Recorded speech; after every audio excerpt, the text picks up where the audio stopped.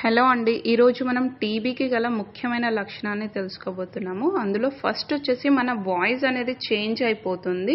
మనకి వాయిస్ అనేది మాట్లాడడానికి నార్మల్ వాయిస్ కంటే చాలా డిఫరెంట్గా అయిపోతుంది. నెక్స్ట్ డ్రై కాఫ్ పొడి దగ్గు లేదంటే తెమడతో కూడినటువంటి దగ్గు మీకైతే ఉంటుంది. 2 వీక్స్కి మించి దగ్గు ఉంటే మాత్రం ఖచ్చితంగా నియర్ బై గవర్నమెంట్ హాస్పిటల్లో వెళ్ళి స్పూటమ్ టెస్ట్ అయితే చేయించుకోవాలి, టీబీ పరీక్ష.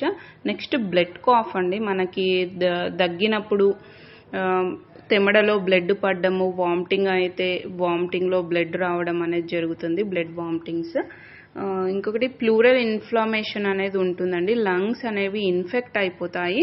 సో మనకి ఛాతీలో నొప్పి, బరువుగా ఉండడము, మంటగా ఉండడము, శ్వాస తీసుకోవడంలో ఇబ్బందిగా ఉండడం అనేవి ఉంటాయి. Thank you. Please watch and subscribe my channel for more updates.